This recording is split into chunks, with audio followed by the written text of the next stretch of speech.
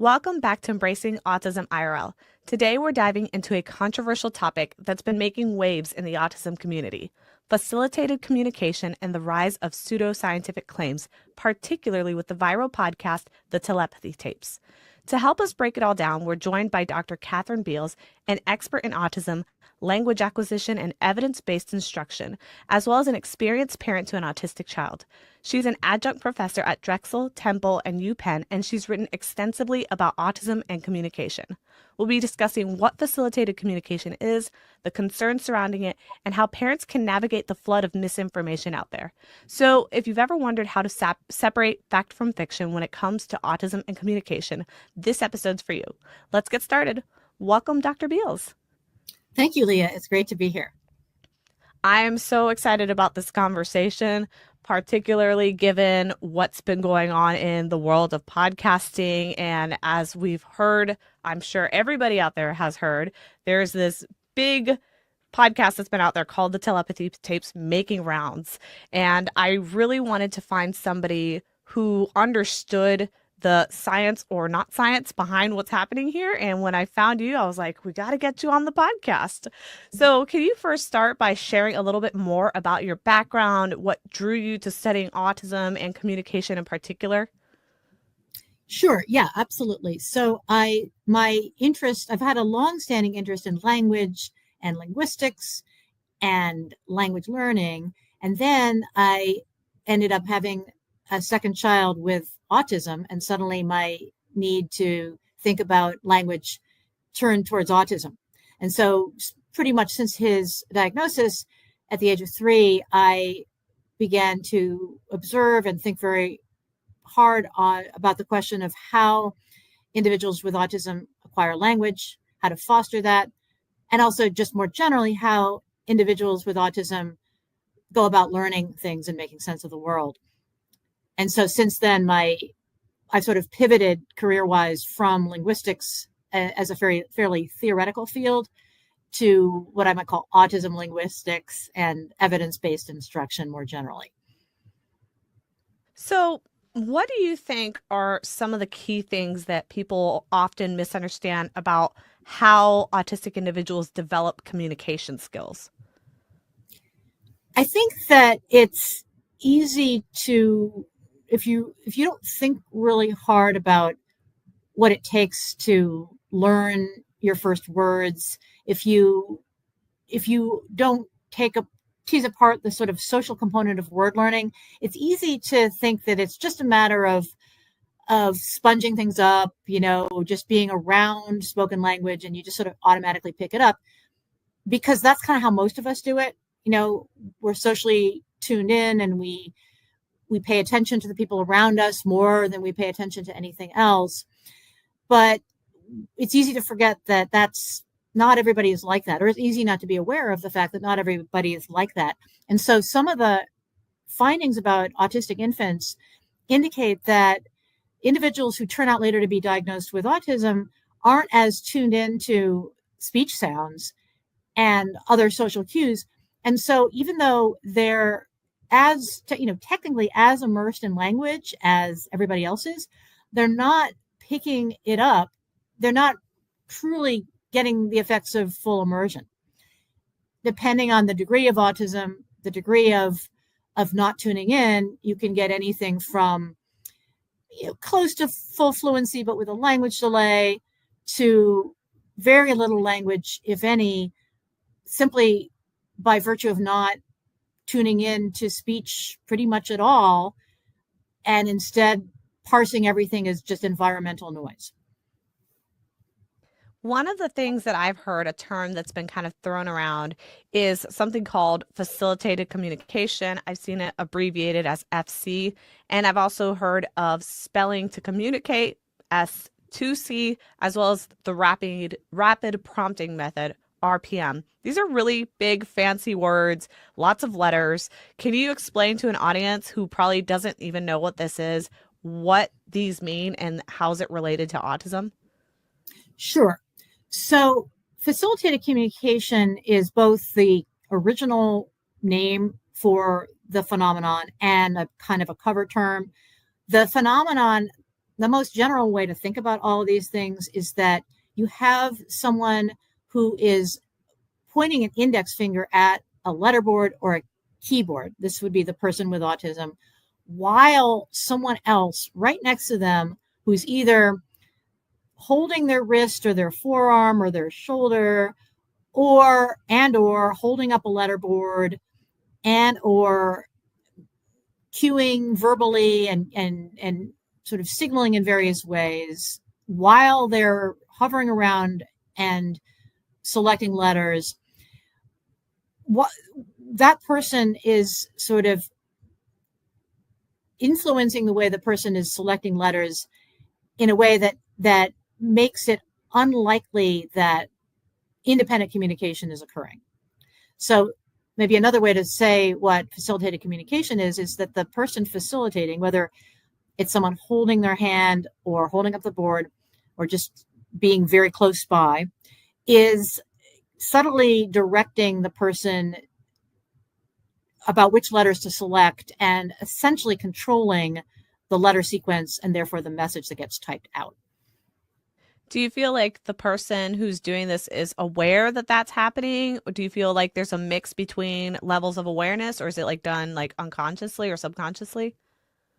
Yeah, that's a great question. So it seems that it's quite possible for someone to be completely unaware that they're cueing the person. And that is probably generally the case. But I think that you're right to suggest that there could be levels of awareness.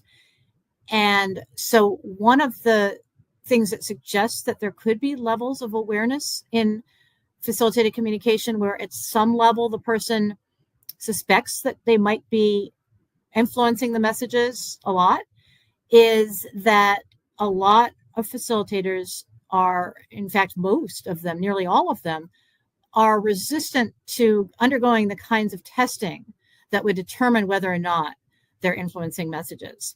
There's really one big exception to that, Janice Boynton, and I think she might say that even in her case, she had some sense at times that she was influencing. So I think that while the process generally is subconscious, there's at some level, at least at sometimes, moments of awareness that I might be influencing these letter selections. What's really interesting to me is it reminds me a lot of like my teenage years when my friends would kind of play around with like a Ouija board. Because one of the things that I theorized with the Ouija board was similar to this. I was like, I feel like people are kind of subconsciously moving this and not realizing it. And I actually tested this with my friend because they were asking questions. And I was like, well, I'll ask it a question that my friend doesn't know the answer to. And at the time, she didn't know my middle name. So I asked, what's my middle name? And it spelled out my favorite animal, which was the closest thing that she could get to my middle name. And I don't think that she, knew that she was influencing it, but at that time I knew for sure then that she was influencing it because it was also a nickname she gave me. So I was like, ever since then, I've been really skeptical about stuff like this, especially when I don't see like some sort of control test like that done. And at least from the research that I've looked into, I haven't found anything like that, like a controlled type of study. Do you know if there's anything like that out there? Yeah, so there are controlled studies that attempt to, essentially do what happened with your friend, where she was blinded to the answer, right? But first, let me just say that the Ouija board is a great analogy, because what is going on with facilitated communication is thought to be the psychological phenomenon is thought to be the same as what's going on with the Ouija board, in that you are unaware that you're influencing the movement of the planchette with a Ouija board, and you're unaware generally that you're influencing the movement of the board or the hand with facilitated communication. So that's called the ideomotor effect, or the ideomotor illusion. But yes, there were a whole bunch of tests done early on in the 90s, back when people were a little more willing to participate in these tests than they are now. And there would be a whole bunch of different ways in which people would blind the facilitator to the answers to the questions, whether through an actual blindfold or glasses with cardboard inserts, or by the facilitator leaving the room while a question was asked. There are all kinds of ways you can do it, but it's a fairly common sense idea. that you just make sure that the facilitator doesn't know the answer, and yet there is a known answer, a specific known answer that is not something the person would already know how to type independently. So you take a fairly sophisticated word that is outside their independent ability to type, and you see whether the facilitatee pair can produce that answer in a context where the facilitator was out of the room while the question was being asked, right?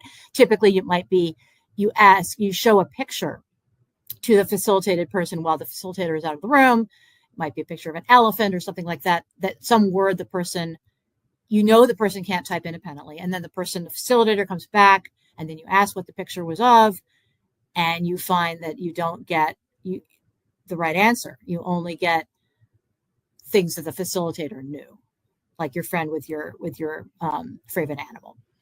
Yeah. Okay. So then my gut instinct was correct there. Yes. So I was wondering then if you could also explain, I guess, what the difference is between that and spelling to communicate, or that rapid prompting method. I always have a hard time saying that one. Yeah. Yeah. So the difference really is just in the mechanism of influence. So in typical facilitated communication, the keyboard is stationary, but the facilitator's hand is on some part of the body of the facilitatee and moves around the body, moves the body in some way or exerts pressure in some way on the body. So there's some kind of movement or tactile cue, but the actual letterboard or keyboard is often stationary, though not always.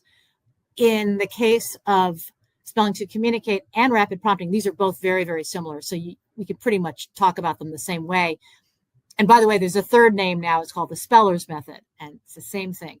Okay, so in all three of those kind of new versions, what you have is the facilitator, typically, especially at the beginning stages, holding up a letterboard, a laminated letterboard, and then the person is pointing to it just with facilitated communication with an index finger, with one finger.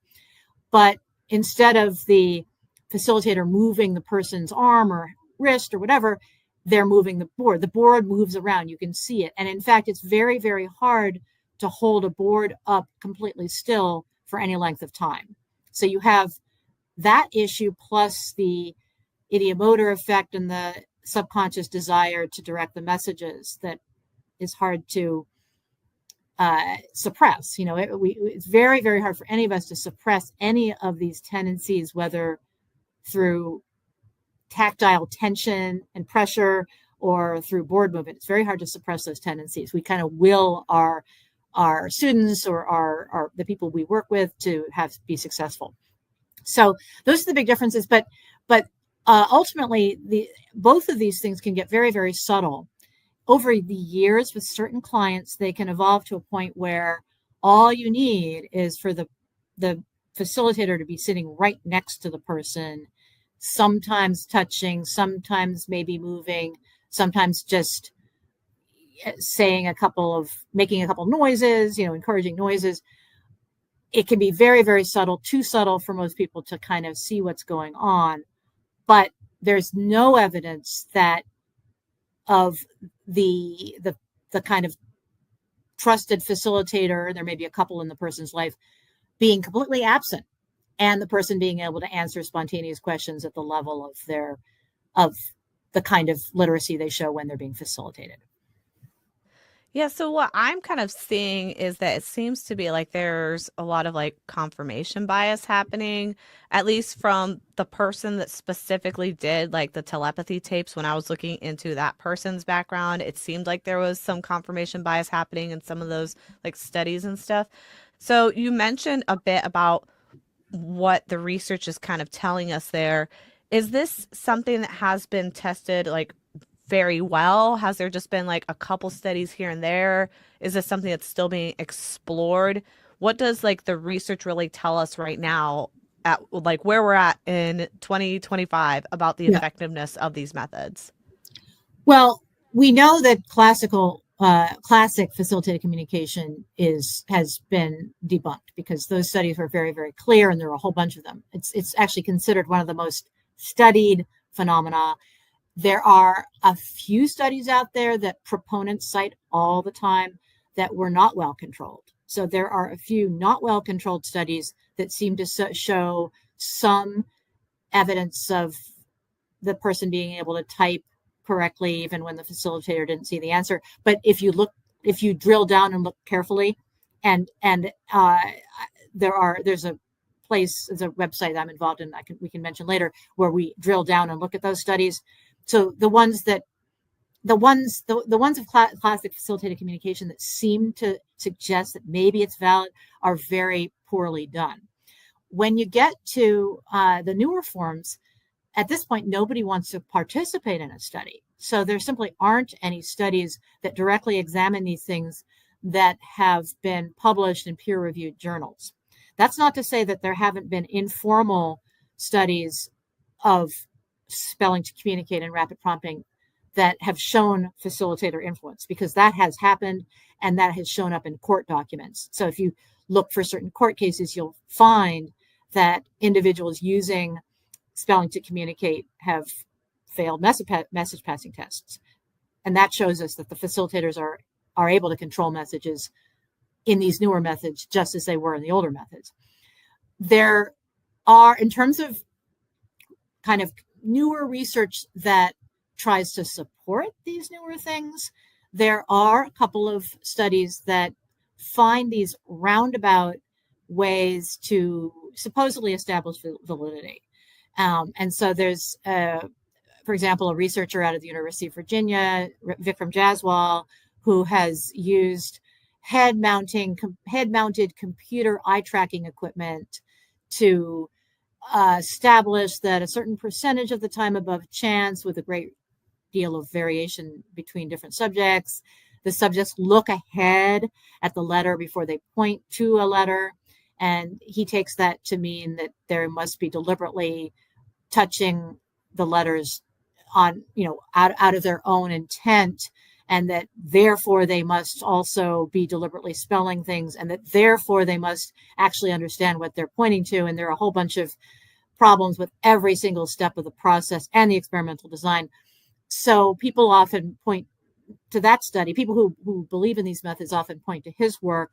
He has a more recent article. I've critiqued both of these articles, where he finds that people who use spelling to communicate show some evidence of knowledge of spelling patterns. But again, there's this, he goes from, it takes a slightly less long, a shorter period of time to get from common letter sequences, get from one letter to another in a common letter sequence, then in an uncommon letter sequence. And then therefore they must know spelling, therefore they must know meaning, therefore they must deliberately be controlling these messages. And again, every single step is a kind of an illogical leap, a leap that's not warranted by the data. So that study gets cited as well. But really where we are right now is that there aren't any good studies one way or the other on these newer methods, just a lot of evidence that they have the same capacity for facilitator influence as the traditional FC that was debunked in the 90s over and over again. So like that eye tracking thing really is a big red flag to me, because I'm a UX researcher by trade, and a lot of stuff that we focused on is like eye tracking when you're doing like website design and stuff like that. And one of the things that kind of stands out to me is like, well, that's really just tracking like attention and focus, not necessarily anything else. So if that person had done this many times before, there could be an anticipatory response of like what the next letter is, because it's more like pattern recognition, if anything. So it's just like, I do see how that could easily be flawed. Unless, I don't know if they did control what words or anything like that. Don't know the methods, but I can see how there could already be some problems with that. I did have a question for you. It does sound like basically what you're saying is overall there isn't really any good evidence to support any of this. When it comes to like spelling to communicate, has there been like a completely untouched like board or something that is just like sitting there, and then that person's on their own and they're able to still do it? Or is that something that's like not been attempted? Because I just picture like there's Yeah. constantly some sort of facilitator. Yeah. Well, so what happens is that eventually some of these spelling to communicate and rapid prompting kids appear to get to a point where they graduate, quote unquote, to first to a held up electronic keyboard and then to a stationary or stationary, generally placed on some sort of like a small easel on a table type of keyboard. But they always have someone sitting right next to them at that point.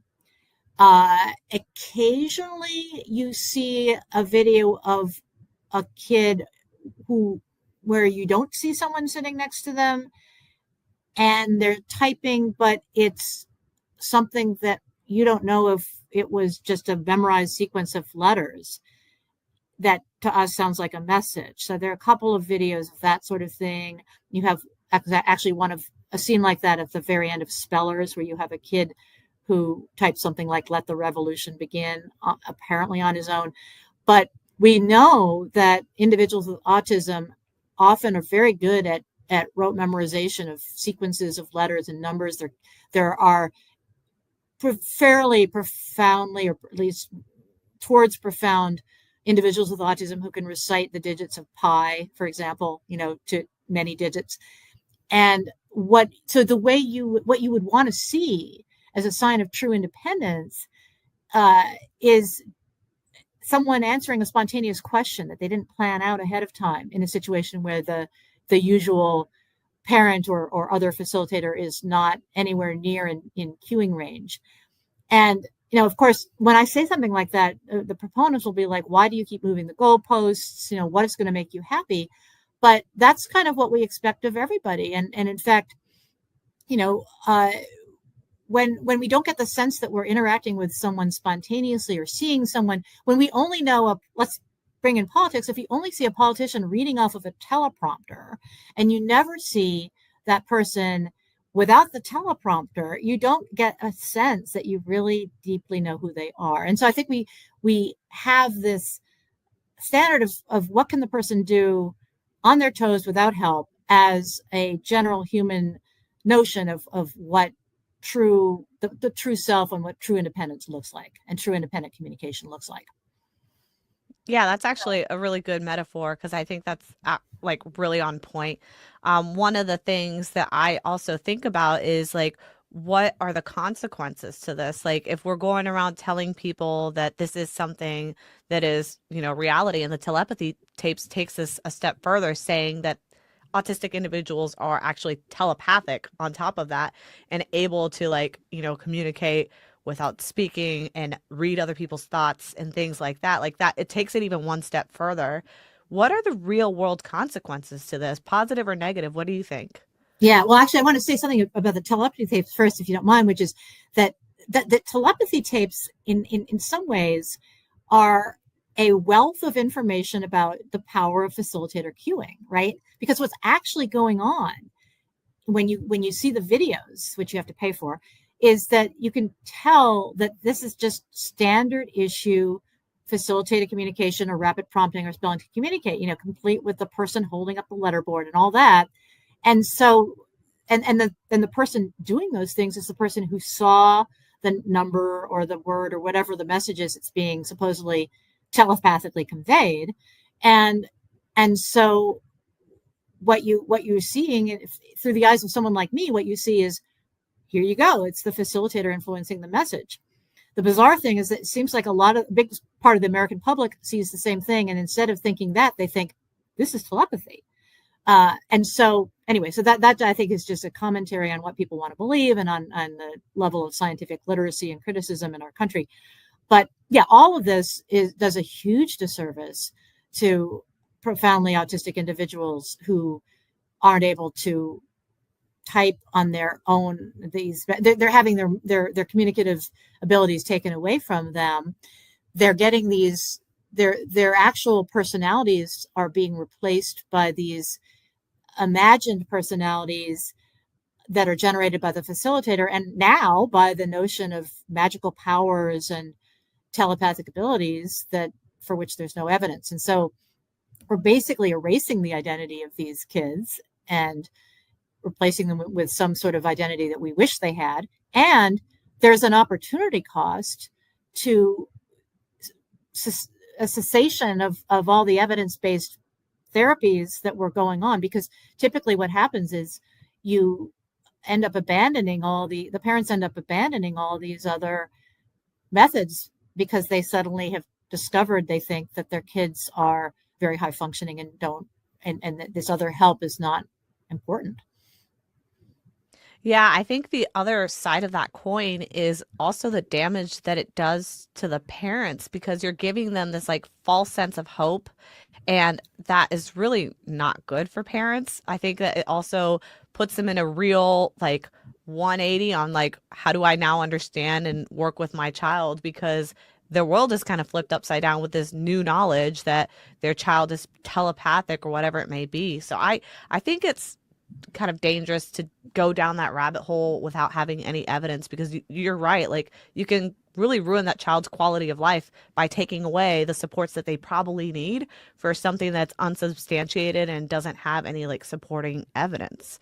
Yeah. So let's talk a little bit more about the telepathy tapes. For those of you out there who haven't heard of it, it's a podcast that's gone viral for its claims about autistic communication.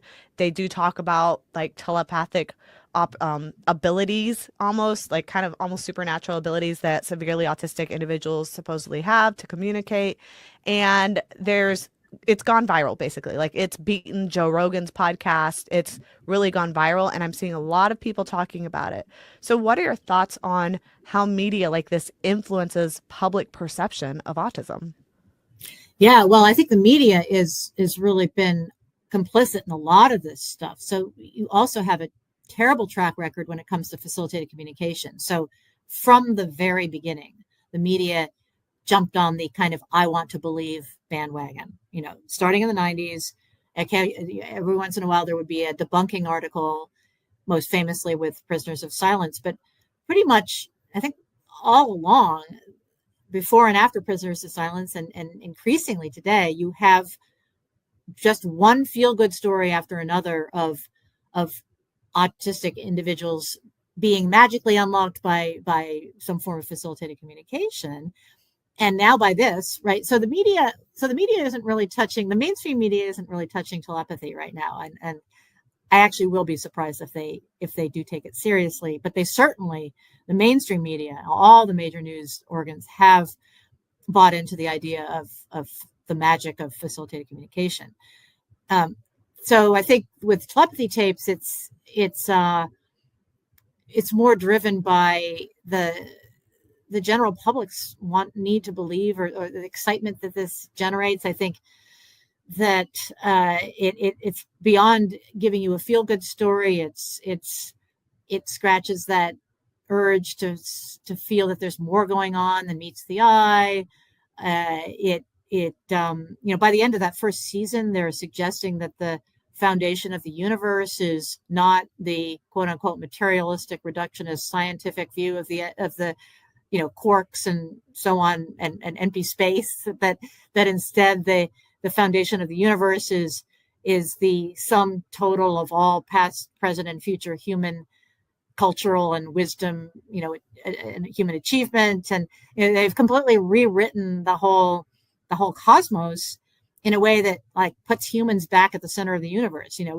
We maybe used to think we were the center of the universe, and then we kind of got more and more marginalized by science, and that this puts us right back in the center of the universe.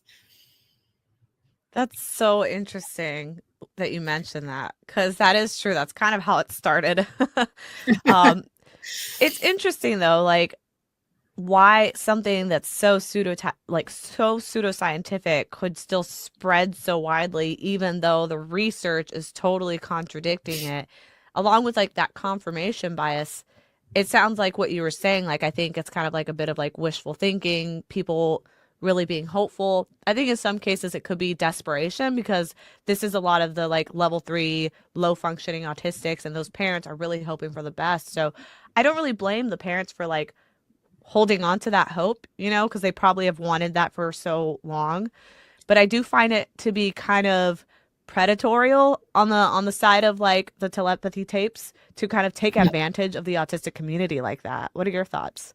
Yeah, and I think, well, just to say what another component of all this is, I think that part of what you're seeing that plays out with the response within the autism community to the telepathy tapes is that in the growing numbers, among the growing numbers of people that are using one or another form of facilitated communication these days, and I think that those numbers are really, really growing because of the movie Spellers and a few other developments.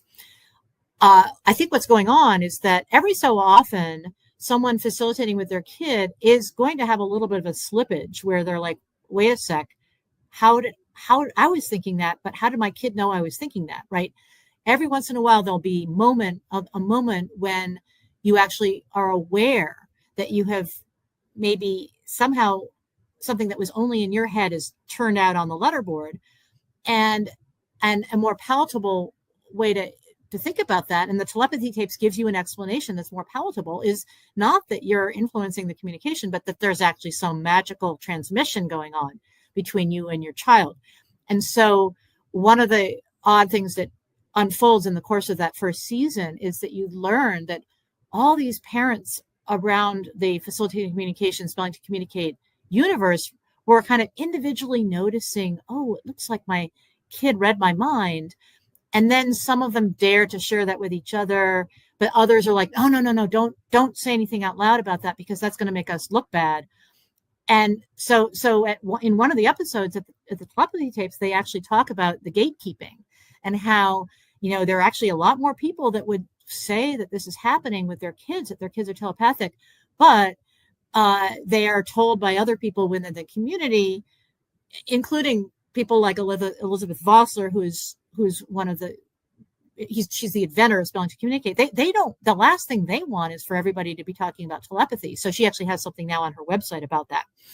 So anyway, so I think that some of the genesis of this spread of the idea of telepathy comes from what inevitably happens behind closed doors when parents start to notice occasionally that there seems to be some sort of something going on that they would rather think of as mind reading than a facilitator influence.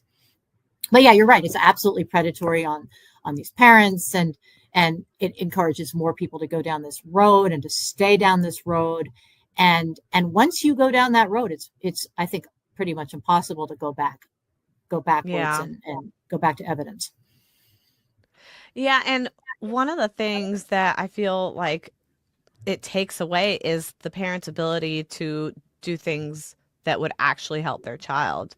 So, what is it that parents can do to help determine whether a communication method really is evidence-based? Like, what are some strategies perhaps that they can use to really help with like genuine communication?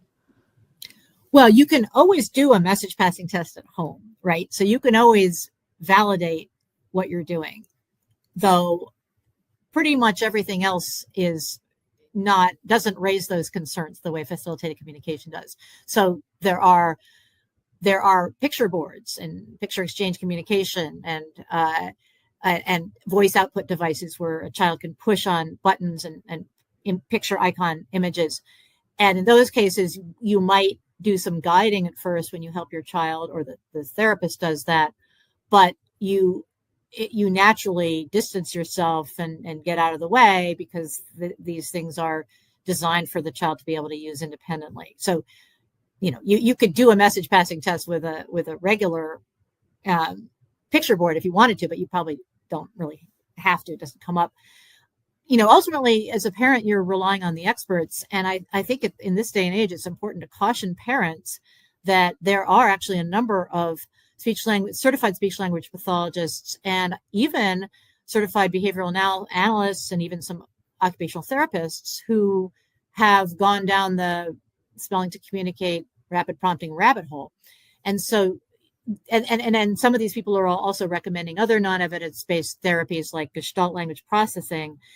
And so what that means is you actually have to be a little more careful than you might have had to have been a generation ago.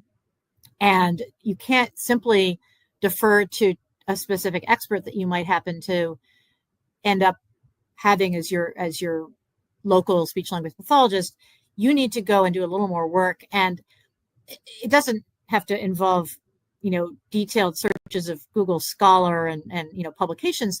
Just go over to the American Speech Language Hearing Association website, go to their evidence map. They are trustworthy. They care about the evidence. They share the evidence. And so as far as looking for evidence for a particular communication method, that's the place to go to be sure about that sort of thing. Awesome. So I want to wrap up here because we're running out of time. This is a fascinating conversation. I wish I could keep going for hours. But one of the questions that I like to ask all of my guests, our podcast is called Embracing Autism, and that means something different for everybody. So what does the concept of embracing autism mean to you personally? Well, for me, it really means all the things that like, to say how I embrace autism involves me using some of the buzzwords that have been kind of turned around by other people. So I'm a big believer in neurodiversity in the sense of that sort of what it used to mean, where what it used to mean was that you appreciated autistic people for who they really are, and you really you make every effort to make sure you're not imposing some sort of idealized version on that person. Neurodiversity and disability rights, and in the best sense of those terms, they mean appreciating the person's strengths and weaknesses. So I'm a big believer in a very careful assessment of what particular autistic people are able to do, and then using those strengths to then work productively on the areas of difficulty. One thing that I think is, in terms of the more challenging part of the spectrum, the profound autism, I think that there's actually quite a variety of it's a very heterogeneous part of the spectrum, even though it doesn't look that way because the kids are not speaking on their own very much. But from what I've seen, there are a lot of nonverbal talents out there in that population.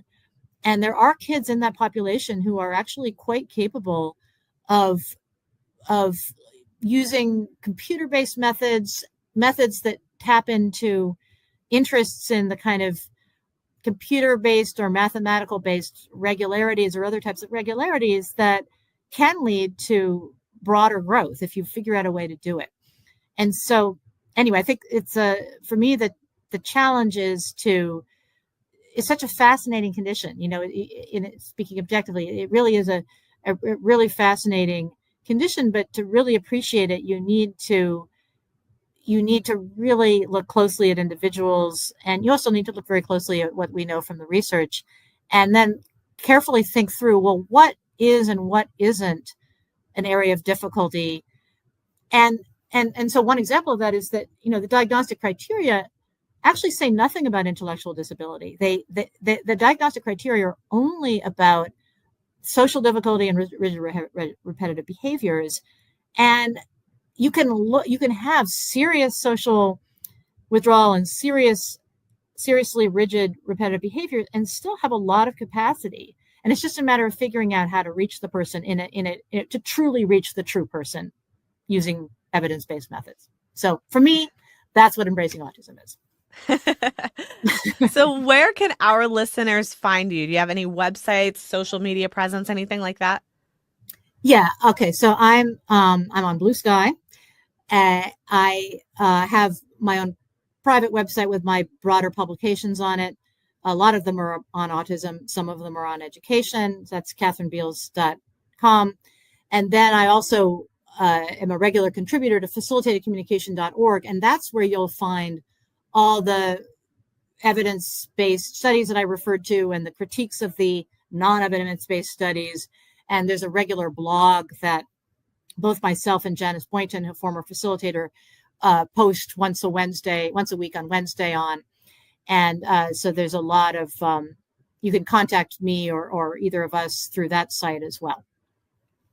Awesome. So for those of you listening, that's facilitatedcommunication.org and KatharineBeals.com. That's KatharineBeals for those of you on audio only. Her Blue Sky is at KatharineBeals.bs. ky.social.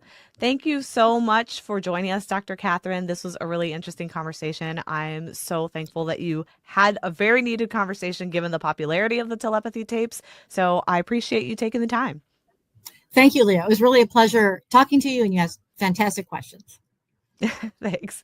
Have a great one. Thank you.